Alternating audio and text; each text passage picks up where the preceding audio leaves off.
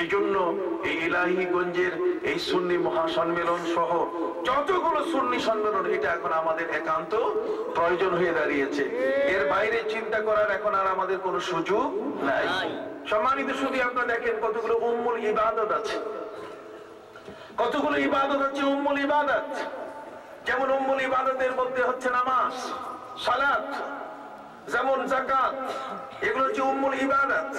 আপনি হজ বলুন, রোজা বলুন, যেটাকে সিয়াম সাধনা, এগুলো আল্লাহর পক্ষ থেকে ফরজ ইবাদত বান্দার করতেই হবে। কিন্তু সেই ফরজ ইবাদতটি, নামাজটাকে আপনি আদায় করবেন কিভাবে?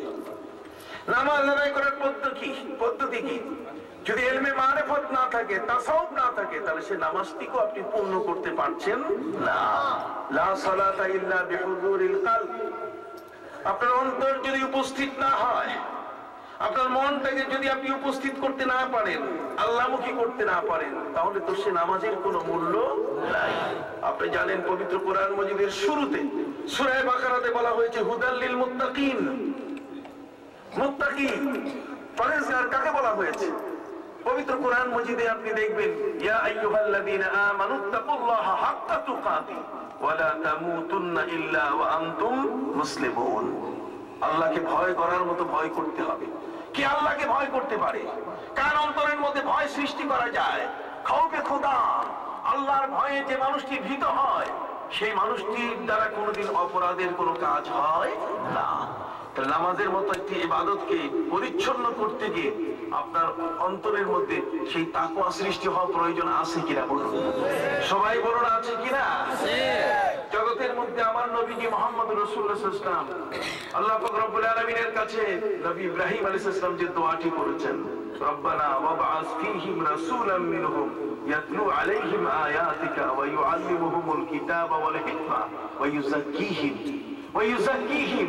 একজন নবীর উপরে যে মিশন, যে দায়িত্ব, একটি হচ্ছে তিনি কোরআন শেখাবেন, ইউআল্লিমুহুমুল কিতাবা ওয়াল হিকমা, তিনি জ্ঞান বিজ্ঞান শেখাবেন, এবং ইউযাক্কিহিম, এবং মানুষগুলোকে তিনি তাদের যাবতীয় বদ আকীদা, তাদের ভিতরে যে শিরকি মতবাদ রয়েছে, তাদের ভিতরে যে আল্লাহর বিপরীত ধারণা রয়েছে, মূর্তির দিকে তাদের ধাবিত হওয়ার যে মন মানসিকতা রয়েছে, সেগুলো থেকে ধুয়ে মুছে তাদেরকে তিনি পবিত্র করবেন। তাজকিয়ায়ে নফস, তাজকিয়া শব্দের অর্থ হচ্ছে তাতহীরুন নফস, একজন ব্যক্তিকে পরিপূর্ণ ধুয়ে মুছে তার যাবতীয় বদ আকীদা থেকে নিজকে পবিত্র করা। সম্মানিত সুধী, যারা আজকে বলছে যে পীর মাশায়েখ ওলি আউলিয়ার এই ধরনের কলবে জিকির জারি করা এবং মানুষের সামনে তাদের এই সুফি তত্ত্বকে উপস্থিত করার যে বিষয়টি, আজকে যারা বিরোধিতা করছে, আমি তাদেরকে পরিষ্কারভাবে বলতে চাই, মুসলিম শরীফের হাদিসের মধ্যে আছে, খুব বুখারীতেও আছে, আল হালালু বাইয়িনুন ওয়াল হারামু বাইয়িনুন ওয়া বাইনা যালিকা উমুরুন মুশতাবাহাত। হালাল স্পষ্ট, হারাম স্পষ্ট। হালাল এবং হারামের মাঝখানে কিছু দোদুল্যমান বস্তু আছে, যেগুলোর হালালও বোঝা যায় না, হারামও বোঝা যায় না। নবী করিম সাল্লাল্লাহু আলাইহি ওয়াসাল্লাম বলেছেন, ফামানিত্তাকা ইস্তিবরাআন লিদীনি, যদি কোনো ব্যক্তি সন্দেহজনক জিনিস থেকে বেঁচে থাকে, তাহলে সে যেন তার নিজের দ্বীনকে রক্ষা করলো, নিজের ধর্মকে বাঁচালো। আল্লাহর নবী বলেছেন, আলা ওয়া ইন্না লিকুল্লি মালিকিন হিমান, আলা ওয়া ইন্না হিমাল্লাহি মাহারিমুহু। প্রত্যেক রাজার একটা চারণভূমি থাকে, প্রত্যেক দেশের রাষ্ট্রপ্রধানের গরু, বকরি, ছাগল চড়াবার একটা চারণভূমি থাকে, সেখানে ঘাস উৎপাদিত হয়, ঘাসের চাষ হয়। এই ধরনের কোন জমিনের চতুর্দিকে কেউ যদি লাল সাইনবোর্ড দিয়ে বলে যে এখানে জনসাধারণের প্রবেশ নিষেধ এবং তাদের বকরি চড়ানো নিষেধ, এতটুকু সাইনবোর্ড সেখানে লাগানো আছে, চতুর্দিকে কোনো বেড়া নাই, কোন রাখাল যদি তার সমস্ত ছাগলের পালকে নিয়ে এর পাশ দিয়ে যায়, রাখাল কি নিশ্চিত বলতে পারবে যে আমার ছাগল সেখানে মুখ দিবে না? কথা বলেন না? তরতাজা ঘাস দেখলে ছাগল খেতে যাবে কিনা? ছাগলে কিনা খায় আর পাগলে কিনা বলে। তার অর্থ হলে সাইনবোর্ড দেখে কোনোদিন ছাগল নিজকে বাঁচাবে না, বরং মালিক হাজারো যদি চেষ্টা করে তরতাজা খাবার থেকে ছাগলকে সে সহজে ফিরাতে পারবে না। নবী করিম সাল্লাল্লাহু আলাইহি ওয়াসাল্লাম বলেছেন, অনেক বিষয় এমন আছে হারাম, যার পাশে দিয়ে তোমরা যদি হাঁটো তাহলে সেই হারামের মধ্যে তোমরা পতিত হবে। অতএব সেই হারাম থেকে তোমাদেরকে দূরে থাকতে হবে। দূরে থাকতে গেলে সেই মন মানসিকতা তোমাদের মধ্যে সৃষ্টি করতে হবে। কথা বুঝতে পেরেছেন? আল্লাহর নবী বলেছেন, আলা ওয়া ইন্না ফিল জাসাদি লামুদগাতান ইদা সালুহাত সালুহাল জাসাদু কুল্লু ওয়া ইদা ফাসাদাত ফাসাদাল জাসাদু কুল্লু আলা ওয়া হিয়াল কালব। আল্লাহর নবী বলেছেন, জেনে রাখো, আলা ওয়া ইন্না ফিল জাসাদি লামুদগাতান, তোমাদের দেহে একটা গোশতের টুকরা আছে। ইদা সালুহাত সালুহাল জাসাদু কুল্লু, গোশতের টুকরাটা যদি পবিত্র হয় তাহলে তোমাদের গোটা দেহ পবিত্র হয়ে যাবে। আর এই গোশতের টুকরাটা যদি নষ্ট হয়ে যায় তাহলে গোটা দেহ, তোমাদের মন মানসিকতা, তোমাদের চিন্তা চেতনা, তোমাদের দৃষ্টিভঙ্গি, তোমাদের কথ্য কথন, তোমাদের আচার আচরণ, তোমাদের বেশভূষা, তোমাদের চিন্তা ভাবনা সবগুলো ধ্বংস হয়ে যাবে, যেহেতু তোমাদের কলব ঠিক নাই। কি ঠিক নাই? দুনিয়ার মধ্যে যদি কারো হাত ভেঙে যায়, পা ভেঙে যায়, যদি দুনিয়াতে কোনো মানুষ এমন কোন অসুস্থতায় ভোগে, তাহলে সেখানে সে ডাক্তারের কাছে যায়, ডাক্তারের শরণাপন্ন হয়। ডাক্তার তাকে অপারেশন প্রয়োজন হলে অপারেশন করে তাকে সুস্থ করে তুলতে চেষ্টা করে, অথবা হাত পা ভেঙে গেলে সেখানে তার ব্যান্ডেজ লাগানোর ব্যবস্থা করে। ভাইরা আমার, পৃথিবীর মধ্যে এমন কিছু অসুখ আছে, এমন কিছু অসুস্থতা আছে যেটা ডাক্তারের ওষুধ ধরে না। ডাক্তার চেষ্টা করলেও ট্যাবলেট খাওয়াইয়া কোনোদিন সেই ব্যক্তিকে সেই অসুস্থতা থেকে মুক্তি দিতে পারে না। যেমন হিংসা, বলেন কি হিংসা?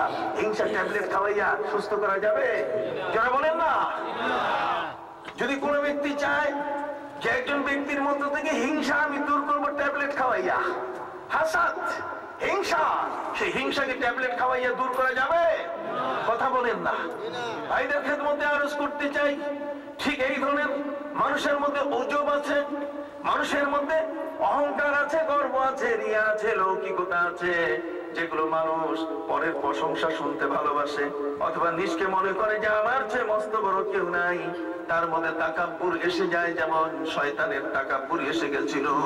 আল্লাহ পাক রব্বুল আলামিন সিজদা করতে বলেছিলেন আদমকে, ফেরেশতা জগৎ সিজদা করেছে, কিন্তু শয়তান সিজদা করে নাই। তার অন্তরের মধ্যে তাকাব্বুরি ছিল। এই তাকাব্বুরিটা তার অন্তরের মধ্যে যে আত্মগর্ব, যে প্রভু তুমি আমাকে সৃষ্টি করেছো আগুন দিয়ে, আর তাকে সৃষ্টি করেছো মাটি দিয়ে। আগুন উপরে উঠে মাটির গতি নিচ দিকে, অতএব আমি তো অনেক উপরে, আমি তাকে সেজদা করব কিভাবে? এই যে কিয়াস, এই যে তুলনামূলক ভাবে চিন্তা, এই চিন্তায় মানুষ যে ধ্বংসের দিকে চলে যায়। এমন অসুস্থতা থেকে, এমন রোগ থেকে বাঁচাবার জন্য ডাক্তার প্রয়োজন আছে কিনা? জোরে বলেন, আছে কিনা? অবশ্যই ডাক্তার প্রয়োজন আছে। এই জন্যই পবিত্র কোরআন মাজিদে আমার নবীজির মিশনের মধ্যে, নবীজির কর্মকাণ্ড গুলোর মধ্যে উম্মুল ইবাদত যেগুলো আছে, নামাজ বলেন, রোজা বলেন, হজ বলেন, যাকাত বলেন, এগুলোকে পরিশুদ্ধভাবে করতে গেলে ইলমে তাসাউফ ছাড়া, তাসকিয়ায়ে নফস ছাড়া, একজন ব্যক্তির মন মানসিকতা, তার জীবনকে পবিত্রতা করা ছাড়া তার কোনো মতেই ওই নামাজও শুদ্ধ হবে না, যাকাতও শুদ্ধ হবে না, তার হজ এবং তার রোজাও শুদ্ধ হবে না। রোজার বেনিফিটের মধ্যে কি বলা হয়েছে? ইয়া আইয়ুহাল্লাযীনা আমানু কুতিবা আলাইকুমুস সিয়ামু কামা কুতিবা আলাল্লাযীনা মিন ক্বাবলিকুম লাআল্লাকুম তাত্তাকুন। এখানেও তাকওয়ার কথা। রোজার মতো ইবাদতে আপনার মন মানসিকতার মধ্যে যত ধরনের বাজে চিন্তা সবগুলো দূর হয়ে যাবে, পরিচ্ছন্ন হয়ে যাবেন। স্বামী স্ত্রী এক ঘরের মধ্যে দরজা লাগানো, কেউ নাই তাদেরকে পাহারা দেওয়ার, অথচ পাহারা দিচ্ছেন কে? আল্লাহ। আল্লাহর উপস্থিতি, এই মানসিকতা সৃষ্টি করা, এটা ইলমে মারিফত, এটার নামই তাসাউফ। তাসাউফ ভিন্ন কোনো জিনিস নয়। তাসাউফ মানে বিশাল কতগুলো তালা গলার মধ্যে ঝুলাইয়া গোটা দেহটাকে তালা বন্ধ করার নাম তাসাউফ না। তাসাউফ হচ্ছে একজন মানুষ উম্মুল ইবাদতকে খাঁটিভাবে যেন আদায় করতে পারে। আল্লাহর ওলিদের এই যে বেলায়েতের যে ক্ষমতাটা, বেলায়েতের ক্ষমতার উদ্দেশ্য কি? উদ্দেশ্য হচ্ছে একটা মানুষকে যেন দাড়িওয়ালা বানানো যায়। না, একটা মানুষকে কি বানানো যায়? দাড়িওয়ালা বানানো যায়। তাদের মধ্যে ইলমে তাসাউফ নাই। ওই বিদেশের আপনি যদি খুঁজে দেখেন, আপনি মিশরে চলে যান, আপনি ইয়েমেনে চলে যান, কিছু কিছু জায়গা এমন আছে যেখানে আপনি ইলমে তাসাউফ খুঁজে পাবেন। আবার কিছু কিছু জায়গা আছে ইলমে তাসাউফ আদৌ আপনি খুঁজে পাবেন না। সেখানে দাড়ি রাখার কোনো তাগিদ নাই। সে তো শুধু ফরজ নামাজ পড়ে, সুন্নত পড়ে না। কথা কর না।